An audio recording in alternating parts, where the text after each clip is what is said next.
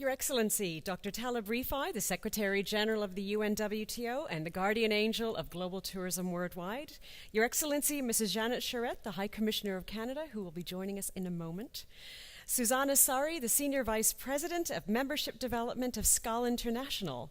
Honourable Ministers of Tourism, Mr. Louis D'Amore, Founder and President of the International Institute of Peace, Dr. Mario Hardy, the CEO and President of PATA, our lovely Chairman of PATA, who's also joined us, our friends and colleagues from the UNWTO, from the global travel and tourism community, honoured guests, ladies and gentlemen, all protocols observed. It is a very warm welcome to you all to the 2016 World Travel Market IIPT event. This is very much a ritual for IIPT to be on one of the final days to bring together not just the minds of global tourism, but the hearts of global tourism. And we do this at a very important time. It is my incredible honor to be your MC and panel moderator and time police and coordinator for the next little bit of time.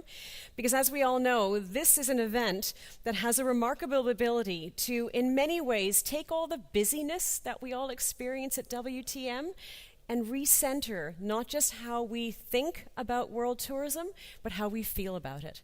And as a result, the responsibility that each and every one of us have as leaders in our own worlds across the tourism world itself. Importantly, it's making sure that, as Dr. Rifai always says, we turn that 1 billion plus opportunity of travel and tourism into a responsibility that we all hold dear. Making sure that that responsibility is lived out so that we don't create 1 billion plus challenges to what tourism can do. We actually have to make sure that it mobilizes, ultimately, the ability to connect people with peace around the world. Today, as we look at our world and all of its realities, we come together with increasing awareness of the fundamental need to be able to look at our industry as a source of light at a time when there's a lot of darkness out there. It's a chance for us to look at why this industry matters as one of the only industries in the world that gets strangers to connect, that brings people and places together with a quest to find a common understanding, and really identifying the fact that as much as we've said it for years and years that tourism is a vehicle for peace, we see it every day now with the changes that happen in the last 24 hours, in the last 24 months. We need this industry to help people of difference find that we're all the same. We have the same values, the same aspirations, the same desire for a better tomorrow, wherever we call home and to whomever we invite into our homes to understand how we live and why we look forward to tomorrow. The next hour is going to be a very special time because, ladies and gentlemen, we have come full circle. We are celebrating this year the 30th anniversary of the IIPT. IIPT featured in this year's World Travel Market with a very special milestone, and it is a very special gentleman in the front row who we have to thank for that, Dr. Louis D'Amore. And you can't have a more appropriate person than the person who literally has love in their name. So he is our champion, and today we celebrate 30 years. We celebrate the moment on the eve of what is a remarkable opportunity for all of us in global tourism. Next year is the year in which the UN system worldwide, so every single UN agency across the world, is going to be focusing on tourism. And at the end of last year, it was declared that 2017 is going to be the United Nations International Year for Sustainable Tourism for Development. So every single UN agency, coordinated by the UNWTO, is going to be focusing on our industry. What that means is that we have 365 days of opportunity to get our message out, to get people to understand why this industry is about so much more than just the tourists.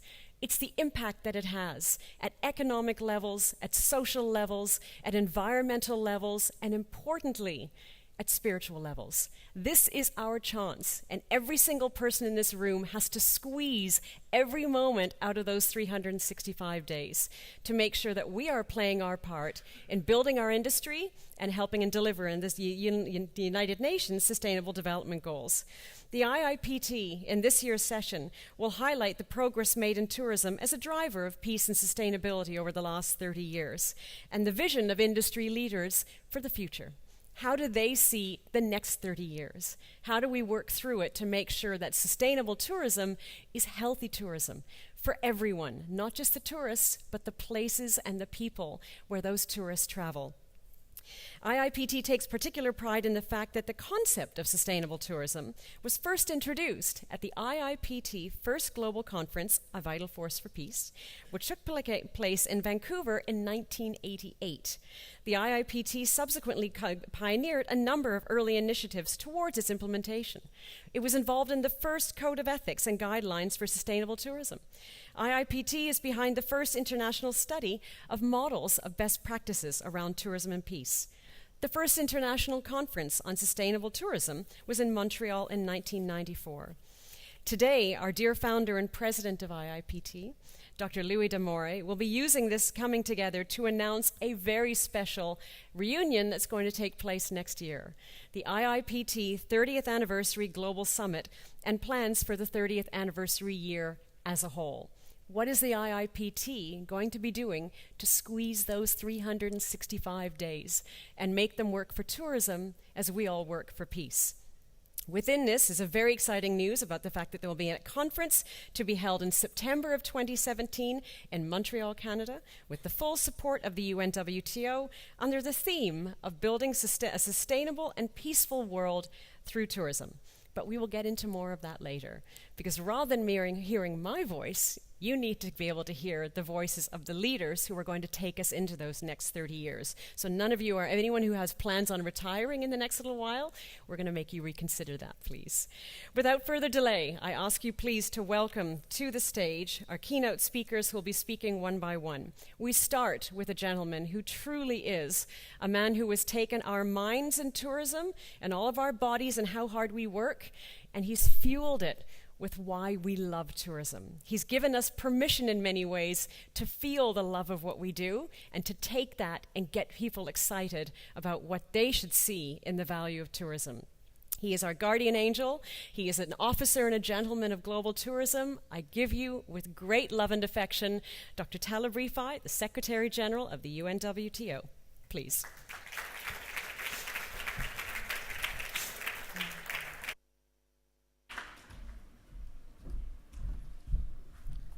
Thank you so much, Anita. You're always very kind.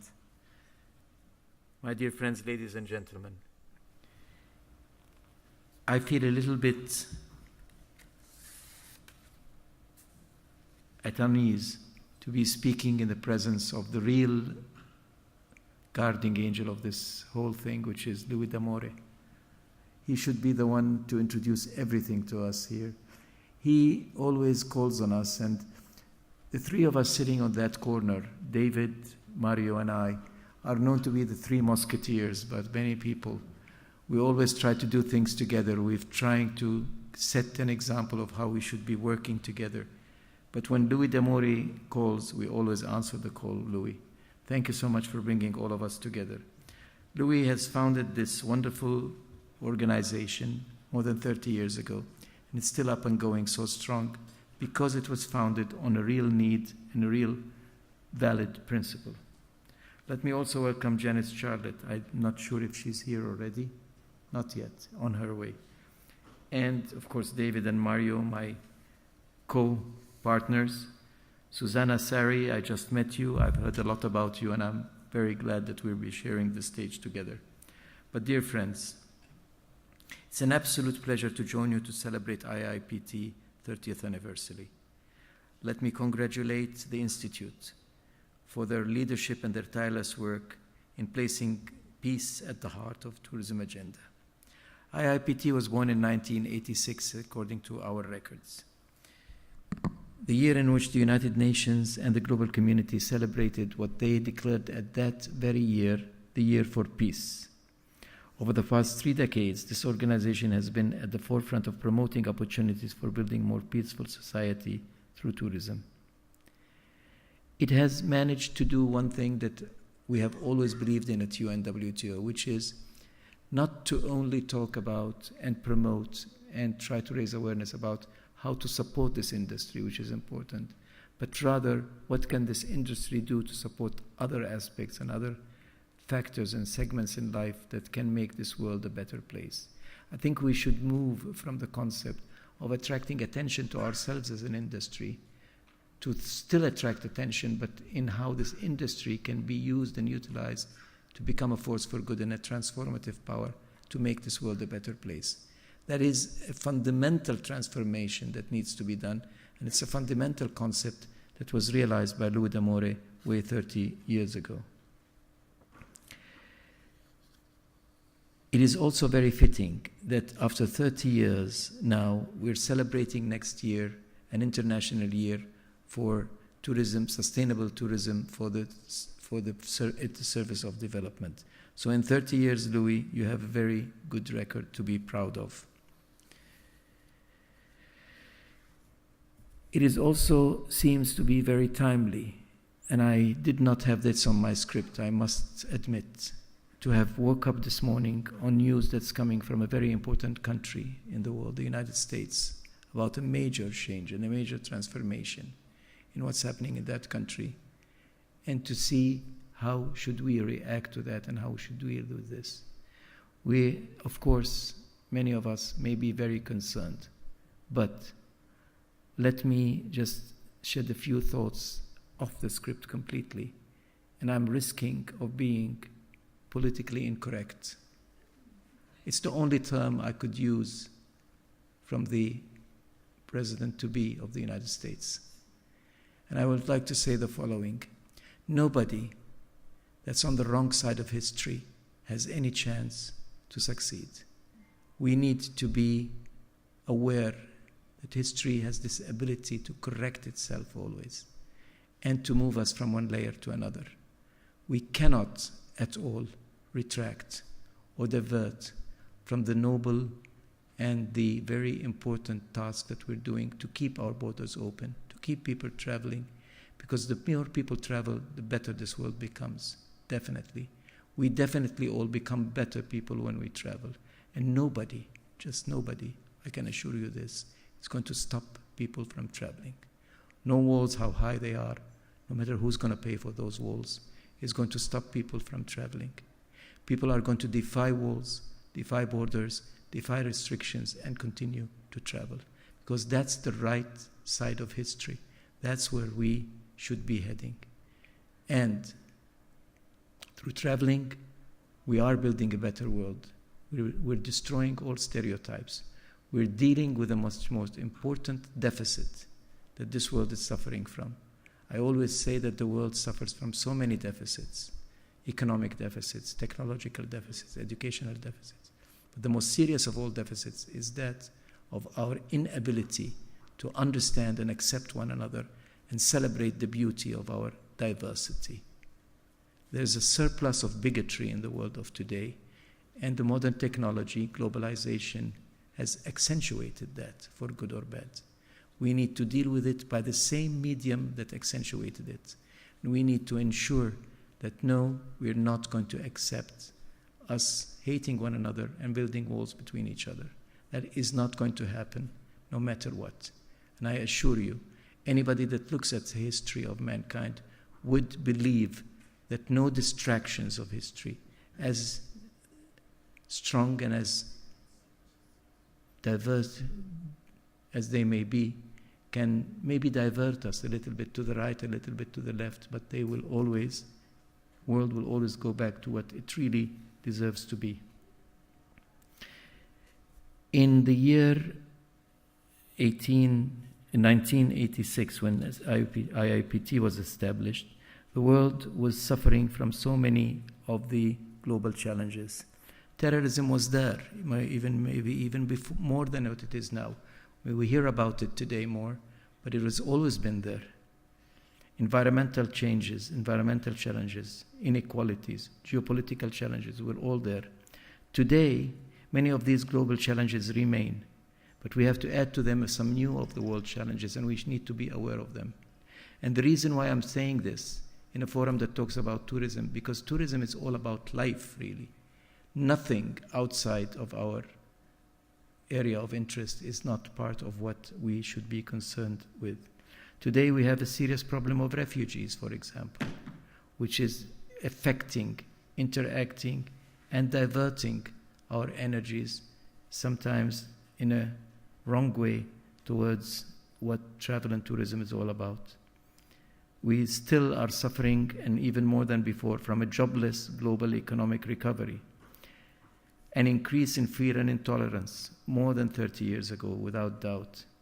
So more and more IIPT is needed, and what you are trying to promote, Louis, will continue to be even more important in the days to come. IIPT has shown the world that tourism is a pillar for peace and a cornerstone for development in creating jobs, reducing inequalities, creating more prosperous and stable societies, and improving life. And without doubt, that's the basis of peace.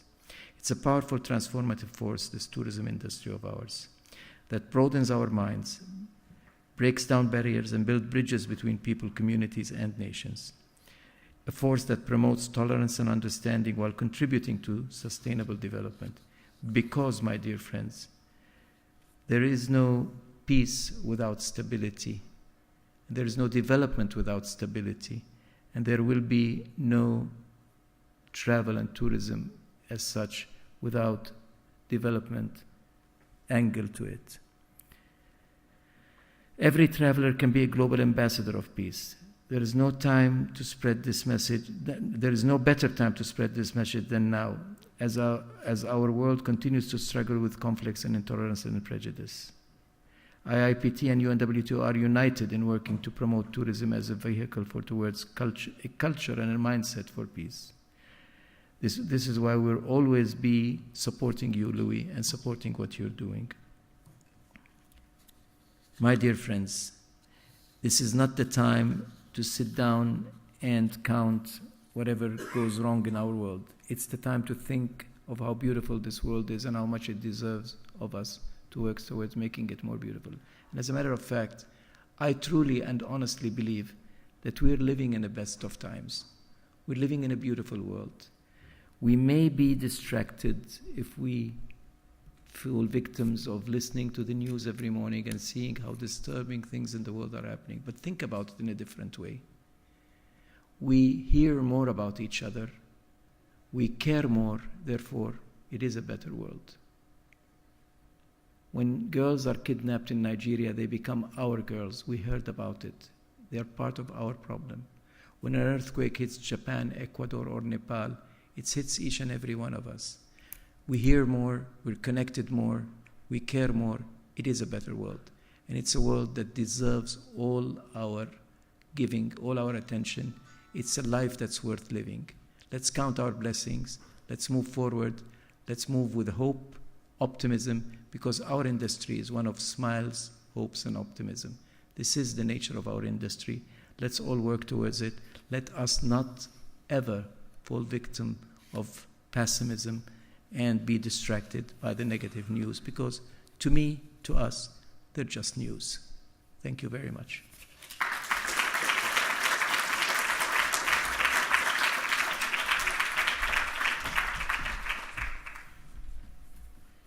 Dr. Rifai, thank you very much. And thank you for, as always, being able to articulate when emotions are high and it's hard to find the words. In terms of hard to find the words, introducing our next speaker, who is a very special man when it comes to the balance of global travel and tourism. I looked to him and I realized that I only did half of my job, bless you, with the protocols when I introduced him, because I recognized I needed to introduce next the half-brother of Dr. Taleb Rifai. He is the president and CEO of the WTTC, one of the most important private sector entities that we have in our global industry, truly bringing together business and entity champions to make sure that we have a balanced approach to growing tourism through governments and through business. The second hand that claps with Dr. Rifai, it is my pleasure to welcome to the stage Mr. David Scowsill, the President and CEO of the WTTC. Please.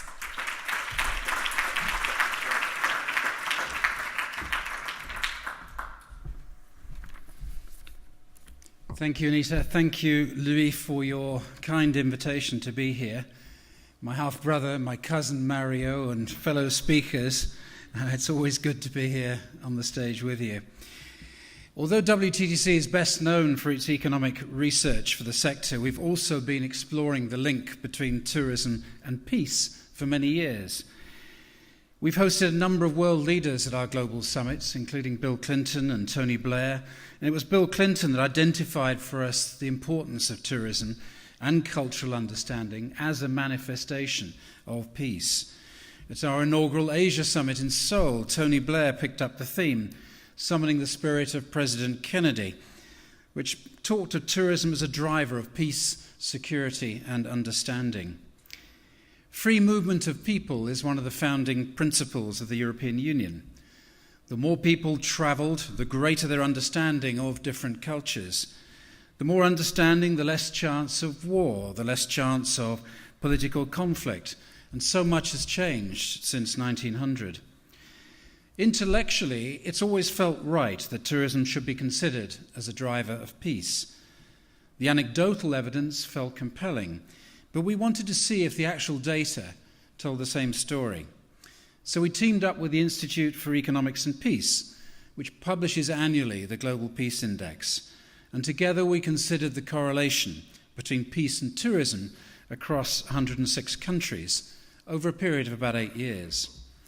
Comparing tourism data to the Global Peace Index showed there's a clear link between more sustainable tourism and more peaceful societies.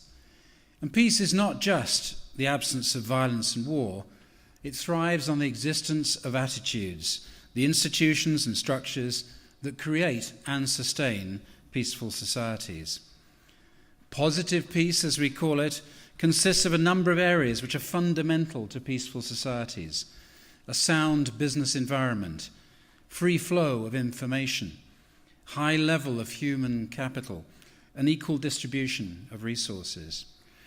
And it's in this area that the link between tourism and peace is strongest. Countries with a more open and sustainable tourism sector have higher levels of positive peace. Our study showed that tourism can and does contribute to peaceful societies. It also showed that for this positive relationship to exist, the practice of tourism has to be open and sustainable. And this is not just about numbers, it's about how tourism is developed, managed, and delivered. More tourism does not lead to more peace. Better tourism leads to more peace, and better tourism is sustainable tourism. This is the message that we now take to government leaders. In the last 5 years, Secretary-General Rifai and myself have visited over 80 heads of state to communicate directly with presidents and prime ministers the benefits of travel and tourism. And as well as describing those economic benefits and those job creation benefits, we're increasingly telling the human story, that this sector is indeed a driver of peace and sustainability. At our global summit earlier this year in Dallas, ocean campaigner Fabienne Cousteau said, "I look forward to the day that there's no sustainable tourism, just tourism." So we need to redefine how we think about tourism and tourism growth, and that redefinition needs to have sustainability at its heart. And we need to constantly ask ourselves the tough questions, not just to ourselves, but to everybody that works around us, the CEOs, the government ministers, businesses, local authorities. How do we deal with the impacts of climate change? How do we ensure that positive impacts are spread widely and the negative impacts on our industry are minimized? And how do we deal with destination management in the future, where tourism potentially can overwhelm destinations? And how do we make sure we have the systems in place to cope with 2 billion international travellers? One of the biggest challenges for the future in travel and tourism, and for all those involved in ensuring that it is sustainable, it's engaging everyone in this agenda. To make a difference, we need to inspire everyone. That's one of the reasons that WTTC has its Tourism for Tomorrow Awards program. These awards represent the very best, the gold standard in sustainable tourism, recognizing environmentally sustainable operations, the protection of culture and natural heritage, social and economic well-being of local people in travel destinations around the world. Taleb has talked about the implications of the election in the US. I think when you stand back and look at this, the early days of the Obama administration, it took the industry some time to make the US administration understand the impact of travel and tourism in that country, both for jobs and job creation. The advantage we have with the new president-elect is he actually comes from our industry. He runs hotels, he runs leisure operations. He has an understanding already about our industry. And in some of his public statements in his speech of acceptance this morning, he was talking about the need to build infrastructure, to build airports, to build rail, to build road networks. So I'm sure that when he puts people around him in his administration, we will see a very smooth link between one administration and another with regards to our travel and tourism industry.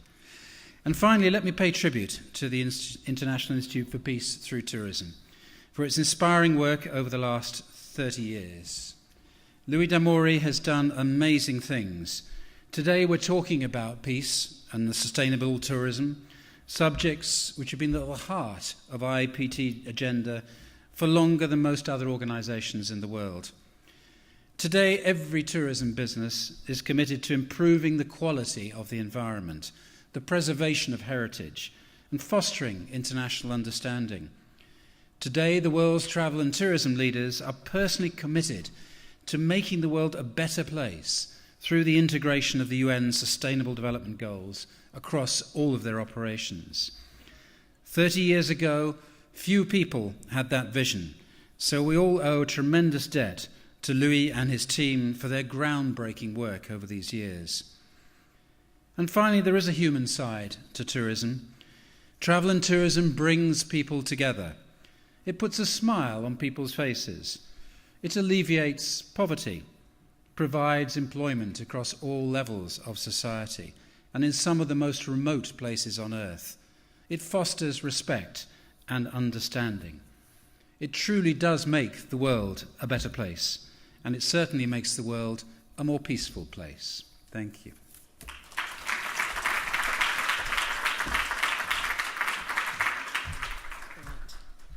David, thank you very, very much. It is now my great pleasure, despite how your feet are hurting and how tiring WTM has been for its running around the tourism casino of the world, and as much as you're thinking, this has been a very demanding few hours, it is my pleasure to introduce to you someone who I think is probably the hardest working person in the room right now. She is the beautiful High Commissioner of Canada, who, as you know, that specific office has taken on a particular value in the last 24 hours to the point that your website has crashed, apparently. And I can say that as a Canadian who's holding my passport tight. But it is my great pleasure to introduce to the stage Her Excellency, Mrs. Janice Charette, the High Commissioner of Canada. Madam, we welcome you.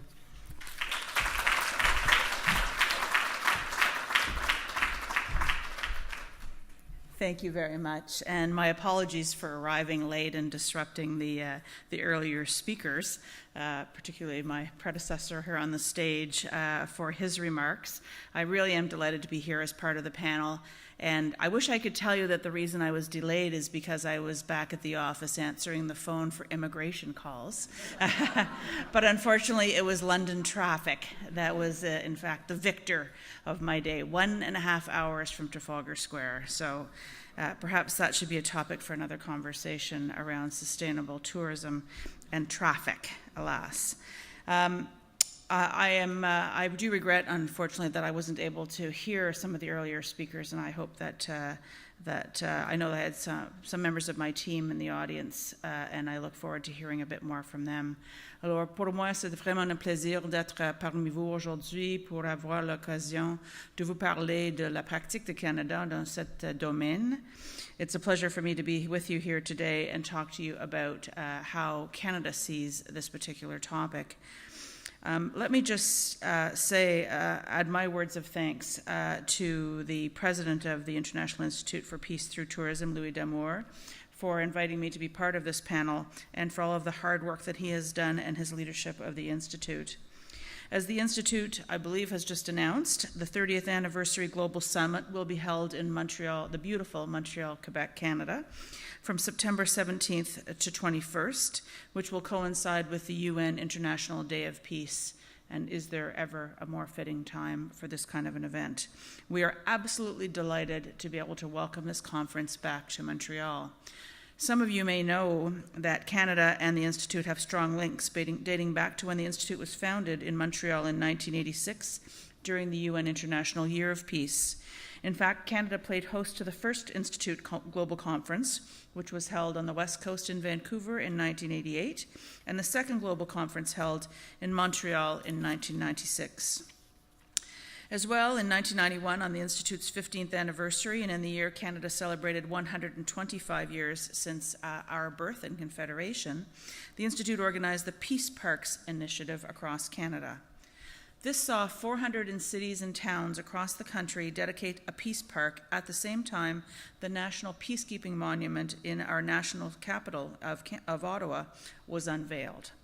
Today, Canada continues its commitment to peace building and sustainable development, both key principles which are guiding this discussion. Today, I have 3 messages for you. First, Canada is a wonderful country to see and experience sustainable tourism. That's the commercial part. Second, sustainable tourism is expressed through a number of lenses: environmental, social, and economic, and I'll touch on those. And third message, 2017 is a great year to experience this in firsthand in Canada, as it will be our 150th birthday, our sesquicentennial. So let me start with the first, our vision of sustainable tourism, starting through an environmental lens, because Canada is working hard to practice sustainable tourism when you think about it through that particular filter. Canada is the world's second largest country, as many of you know, with the world's longest coastline, and 20% of the world's fresh water. Our land and marine environments are cherished by Canadians and are an important part of our legacy to future generations. Canada's first national park was established in 1885, and we established the world's first national park in service in 1911. In fact, that park service, which is now known as Parks Canada, was established to protect sites of natural wonder and provide a recreational experience centered on the idea of the natural world, providing rest and spiritual renewal from the urban setting. In other words, Canada was practicing sustainable tourism over 100 years ago. And any of you who have had a chance to visit any of Canada's national parks, whether it's beautiful Banff, the Grossmore National Park in Newfoundland and Labrador, up in the Torn Gap Mountains, wherever it may be in the country, hopefully you have found that those were an oasis where you could actually find that opportunity for renewal. Canada now has 1 million square kilometers of land and waterways, along with over 50,000 square kilometers of marine environment with protected status. The total area of protected land in Canada now represents an area close to the size of the whole province of Ontario, which itself is 4.5 times the size of the United Kingdom, and this area continues to grow. The government really views our parks as a great resource for Canada and for visitors alike. And in fact, next year, to help celebrate the 150th anniversary of Canada, there will be free admission for all visitors to our national parks, national marine conservation areas, and national historic sites. And this will remain free for all children under 18 beginning in 2018. And so I hope that this is a good example of how we're using our environmental assets, which are truly a great blessing to our country. And we're using them in new and different ways in terms of trying to encourage people from all over the world to try and come and experience an experience outside of an urban community. But sustainable development is about more than having a magnificent God-given environment. We recognize the important value that sustainable tourism can bring on the economic side to communities, particularly through job creation, but also through the opportunity to experience and enjoy the opportunity to see the lifestyle, the culture, and the diversity of Canada and our values up close. The Canadian government continues to support communities, both small and large, with financial support in order to collaborate, develop, and execute sustainable tourism plans right across the country. And so that support really is designed to try and allow communities to seek economic opportunity through tourism, and there are a number of parts of the country for which this is actually a significant part of their economic development strategies. Aboriginal tourism is another priority for the Canadian government, in an area where the Federal Tourism Minister, Chagger, has taken a strong leadership position, working with provincial and territorial tourism ministers and Indigenous communities. In fact, the Aboriginal Tourism Association of Canada was created to improve the socioeconomic situation of Canada's Aboriginal people, including First Nations, Inuit, and Métis. They work with Aboriginal tourism operators and communities to start a cultural tourism business. And in fact, this association, along with Aboriginal Tourism British Columbia, are exhibiting here at WTM in the Canada Pavilion. And if you haven't had a chance, I know I hear you have tired feet and probably tired brains, but if you haven't had a chance to visit the Canadian Pavilion, I really encourage you to do so. I think we have some fabulous exhibitors here who would be delighted to tell you more about the experiences available in Canada, including on the Aboriginal tourism side, which I would suggest to you as an opportunity which we see for economic development within those communities, but also offers a very interesting, and I would argue a unique travel opportunity experience to see a part of Canada and experience a culture and a lifestyle which is only available in those communities. As the speaker before me was speaking, I also want to endorse the thematics that I heard him expressing, which is really the importance on the social and the cultural and the diversity side of tourism as an opportunity for building understanding. Through travel, we can experience culture, we can contribute and have those different kinds of experiences, and those opportunities will build mutual understanding. That mutual understanding that helps to build tolerance and acceptance at a time when I think we can all agree the world could use a little bit more of that. My last area is why 2017, which is, because of our sesquicentenary, a great year to experience this firsthand. I invited you all to participate in Canada and visit us in 2017, both for the IITP Global Summit in September, as well as to experience some of these sustainable tourism experiences firsthand. For our 150th birthday, we are planning a year-long celebration that will begin in January and last through the whole year in order to mark the anniversary of our Confederation and the birth of the nation. We'll have celebrations right across the country, from small community events right up through to grand, glorious national celebrations to mark this important milestone in our history and celebrate our proud history, but also the aspirational future that Canada is trying to create, a country which celebrates and values diversity as a strength and an asset, where we are trying to be a model of tolerance and where we are trying to welcome peoples from around the world. As I said, we're going to have feature events right across the country, and the capital city of Ottawa will have a very heavy component of celebrations as part of this program.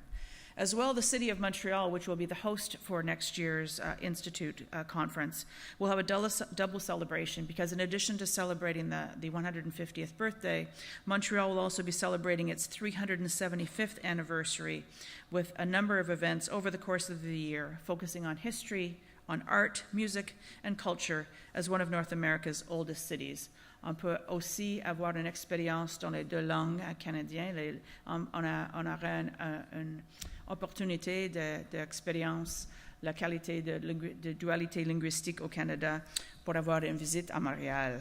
It will also be the 50th anniversary of Expo 1967 with the theme then described Man in His World.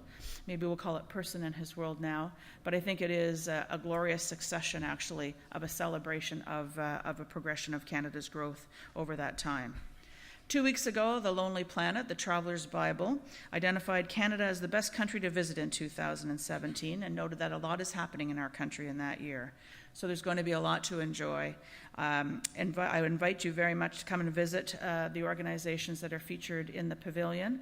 And as I understand it from talking to travel organizers and travel planners, buy your tickets early because the hotels fill up very quickly.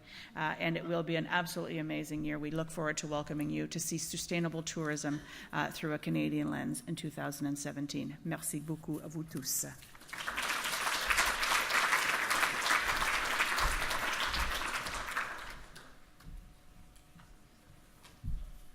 Your Excellency, thank you very, very much. If there's anything that we understand about peace, it's the importance of words. and making sure that we don't apply labels to people that strip them of their identity, of their dignity, and of their respect. We use words now like refugee, which loses the courage and, again, the dignity of the people that these represent, migrants. One of my least favorite words in marketing has become millennial, because we take away the fact that we're just making a generic statement about people who happen to be a certain age. And there's one person in particular whose heart's starting to probably pump a little bit because he gets nervous when I introduce him. He's proven that being a millennial has nothing to do with age. And I'm not saying you're old, I'm just commenting. But it's actually about a mindset, because he is the most gadget-connected, truly youthful, youthful hearts I've ever met in the tourism industry. Ladies and gentlemen, I give you the millennial mindseted Dr. Mario Hardy, CEO and President of PATA.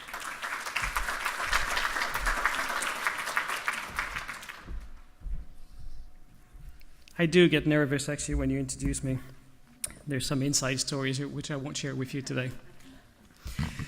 Your Excellency, Madame Charette, bonjour. Dr. Rifai, David Scowsill, distinguished guests, ladies and gentlemen, it's a great pleasure to be here. And I think there's a reason why Anita always put me at the end. She knows my speeches are very short, and also that I share personal stories that kind of become a norm of my different stories I share with you. So I'd like to do the same thing today and actually share something a little bit personal. And I'll start with a quote. Don't ask me where I'm from, but where I'm a local. This is a quote from a lady called Tai Selezi, a Nigerian photographer and writer. And this represents me very much. When someone asks you where you're from, do you sometimes know what to answer? And quite often I don't. I get asked this question nearly every day. It may be because most people can't figure out my accent and where I'm from. But I'm a multi-local. I'm a digital nomad who feels at home in the town where I grew up, the city I live now, and the countries I travel to. I lived on 3 continents, and I lived in 7 countries so far, and I've traveled to 83 so far countries as well. I spend my life on airplanes, as Dr. Rifai does, probably a little less than him, but very close, and probably as much as David as well. The 3 of us spend probably most of our time not in the country where we're born, or not the country where we live, but in someone else's country. To me, man created borders, man created nationalities, man created passports. But I was born a citizen of the world. And I think it is, as it was said before by Dr. Rifai, it is a basic human right to travel the world freely. When I hear words of walls being built, when I hear words of visa enforcement, it makes me nervous, because I want to continue to travel the world. I want to continue to travel and discover this beautiful world of ours. When I was a child, my mother subscribed to a club, the Explorer Club. And every month she would take me to see one of a movie, and an explorer would actually come and talk to us all about all the beautiful places that he actually visited. He would introduce us a new culture, a new country. And as a child, I was dreaming of one day of discovering all of these beautiful places. The diversity that we have, the uniqueness that we have in each of our respective cultures, is what makes our world so good. I'm a better person because I travel.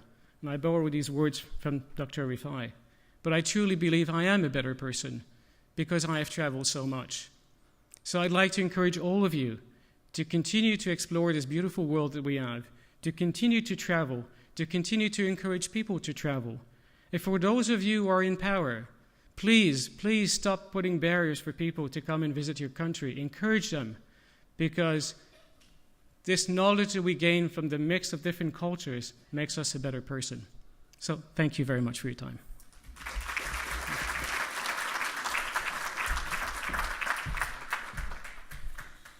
Mario, thank you very, very much.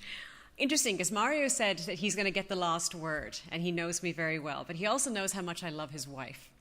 And with that, he knows that I'm not giving you the last word, I'm giving the beautiful woman the last word. So it is my great pleasure to introduce the newly minted Senior Vice President of Membership Development of Scowsill, Ms. Susanna. Sorry, madam, the stage is yours.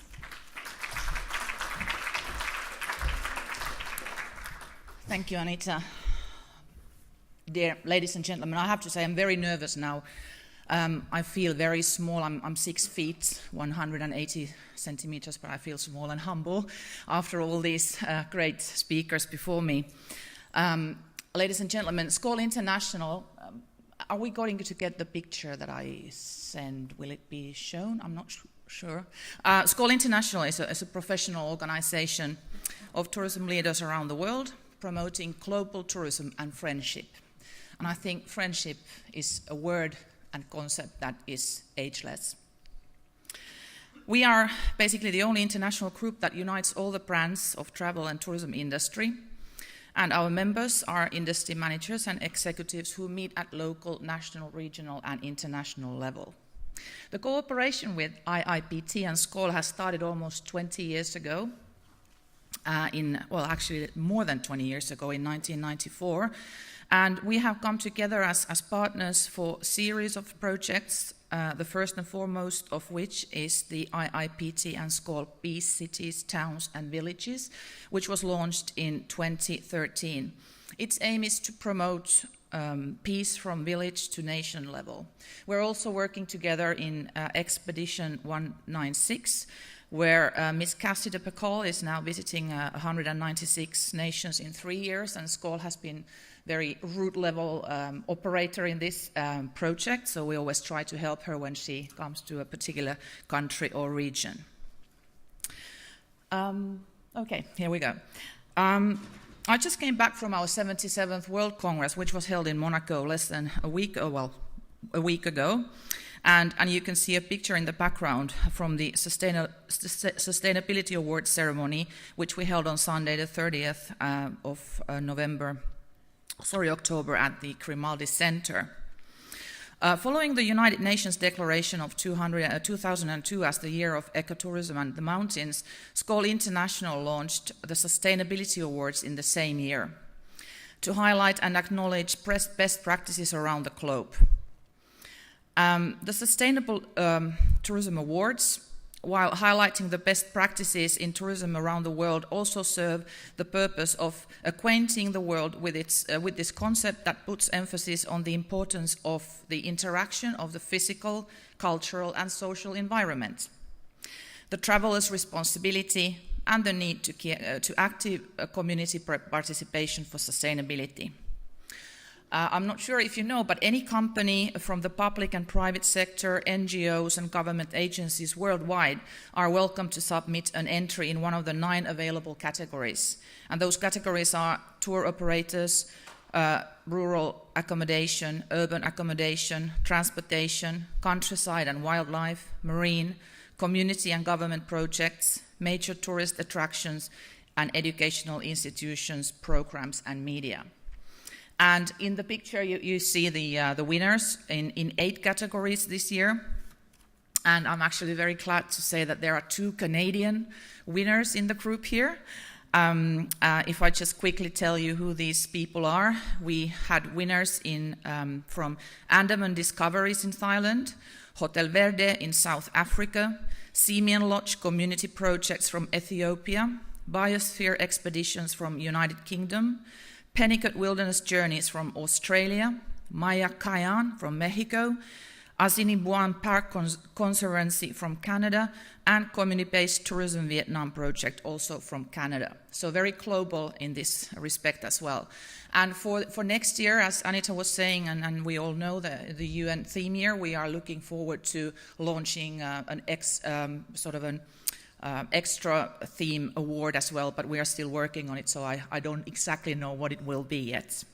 I would like to end with the note that Scowsill International will continue promoting its core value, which is friendship. Our Amical, as our founding members in Paris in the early 30s put it, we truly believe that via friendship starts understanding that will lead to peace. Thank you very much.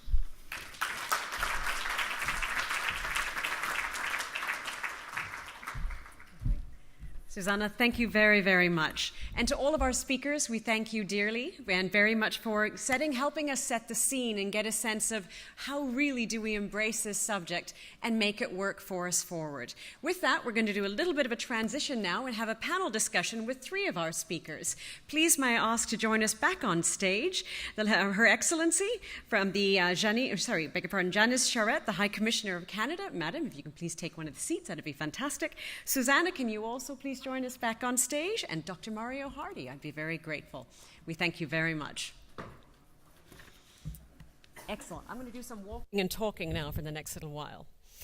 We have with us next year, as we said, an opportunity to really leverage the fact that the entire UN system and the entire tourism world is going to be looking at our sector and really seeing it as an absolute vehicle for driving sustainable tourism for development, sustainability of peoples, of culture, of economics, of social integration, of peace. My question to all three of you is, we have 365 days. How do we use these? We are, as we say, talking in the church. We are all the converted. How do we make sure that people who are not necessarily one of the sector is able to understand, embrace, and carry our message forward, whatever their world of operation might be? Your Excellency, your thoughts. Thank you very much for the question. I think it's a very astute question to be asking, because too often we look at rooms like this, which is, as you say, all the people who are already converted to the cause. And 365 days may seem like a long time, but it really will go by very, very quickly. My suggestion is twofold. One of them is focus. And that is, you have to think very carefully about what your single overriding objective is for that year. How are you going to define success and make sure that your activities are all aligned to that singular focus? It's not a lot of time, and so I don't think you can actually achieve multiple objectives. I think you really want to use it as a foundation. My second piece of advice is communicate. Because I don't think that you can take it for granted that people will not necessarily understand what it is you're trying to achieve, how the pieces fit together, and what, if I can say it, is in it for them, why it's important, and why they should be paying attention. And so I would say, when you're sick of hearing yourself talk about it, you may actually be just starting to penetrate the consciousness of others. And so communications, I think, is really critical. Lovely, thank you. And thank you for your honesty in saying that we do need to position it from the point of view of the benefits of the audience that we're trying to engage. Absolutely. Because they might appreciate our story, but it's not necessarily in their interest to drive it. Right. But if we're driving their agenda, fabulous, it will make sense. Susanna, what can you add on top of that? Yes, well, in my private life, because School International is actually a hobby, a very worksome hobby, but it's a hobby. I'm an academic and I teach in an applied science university, and I'm still really, thinking how come this is not a default thing, because I remember 20 years ago when I started studying after coming back from the industry, I was excited, and we're still talking about the same issues, just like you said, So I think education is still the key in many respects. We need to educate our customers, but we also need to make sure that we educate the people who work in the industry and those around and those who are in the same supply chain, so that everybody understands. And it has to be very simple. I still remember something I saw 30 years ago in the Caribbean. There was a little bit of bed and breakfast with a shower that you had to share. And because they didn't have that much water on that island in St. Thomas, they had a beautiful little sign that said, "Please help us save water, have a shower with a friend." And that was something I still remember, and you understand it, and it's to the point, and it's the whole thing. Brilliant.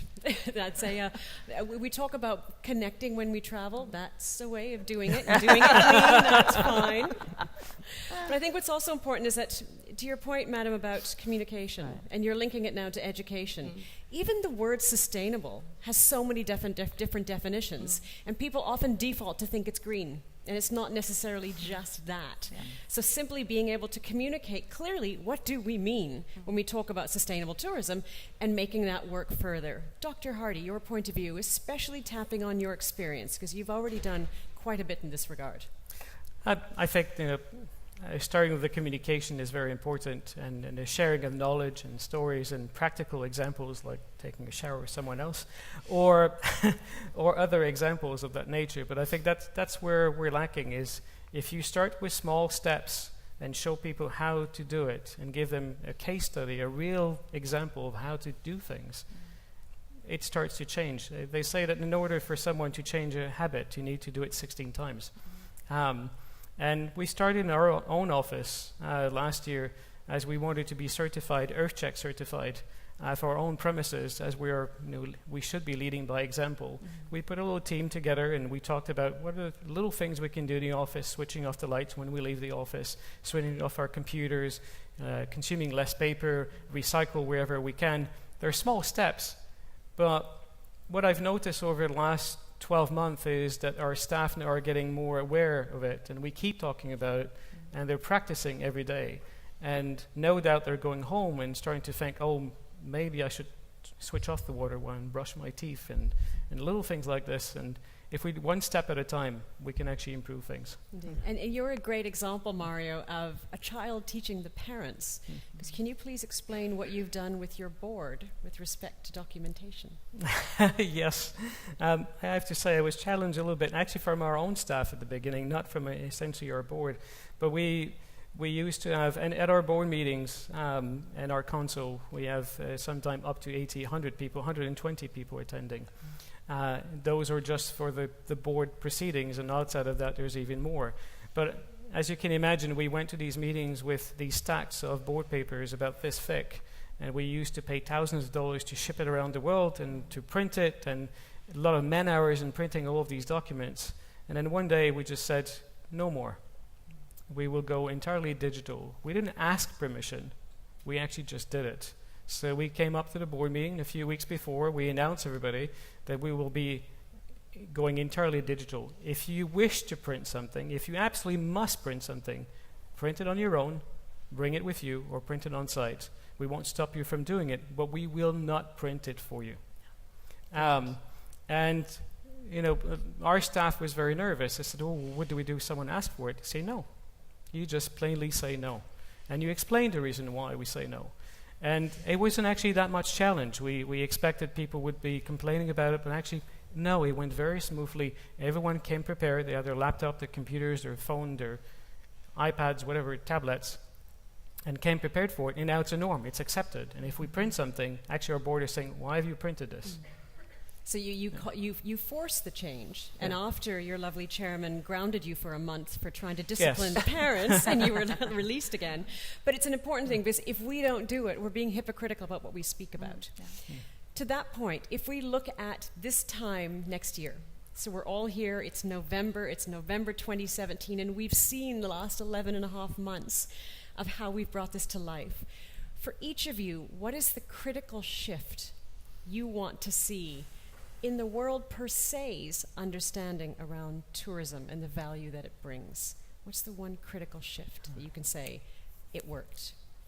I'll start backwards. Mario.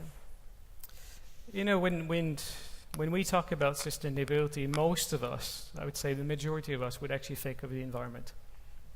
And that's probably the first thing that comes to our mind. We think of paper, we think of water consumptions, we think of different things like this.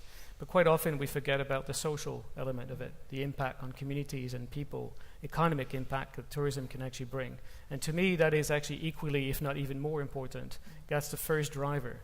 And to include diversity, to include everyone, to make it inclusive when we talk about tourism, to show leaders within our sectors and leaders of the world the importance that tourism can actually bring to a country, to peace, to better understanding of each other, to developing economically in certain regions. And if you allow me for just a few seconds to share a story. We started about 4 or 5 years ago a project in the region of Sapa region in Vietnam, which was an initiative driven by Capilano University in British Columbia, a community-based tourism project. And jointly with PATA, the PATA Foundation, the charity foundation, we started to actually work with a local community called the Red Zou, the lady that wears these red pillows on their heads that seems to be very heavy.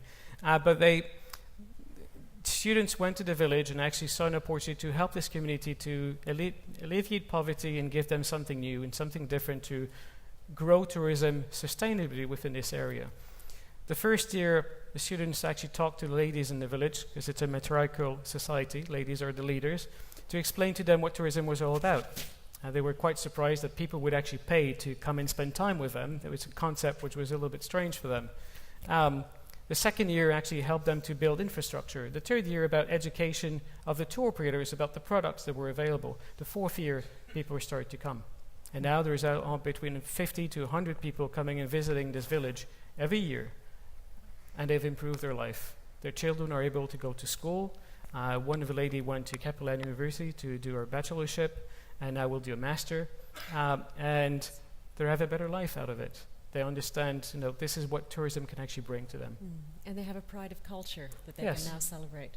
Brilliant. Susanna, please shift. Yeah, I feel like I'm stealing something from you, but I was actually thinking before coming here that I would like to highlight the locality as well, because we often talk about international tourism and we then forget about domestic tourism, which is equally important. And sometimes, especially in big countries like Canada or where else, I mean, the country is so diverse and it has so many different places that even the local people haven't seen it all. And so I think we're still playing with this idea what next year will bring in terms of maybe a new award, but I think it could be something that highlights that local aspect, maybe that domestic aspect of tourism, which is very important, and how I know in international travel, living the local is one of the slogans already, so I think we should somehow highlight that as well. Brilliant. I must say, because you were living sustainable tourism because you just recycled one of Mario's ideas. Yes. So that works. That qualifies.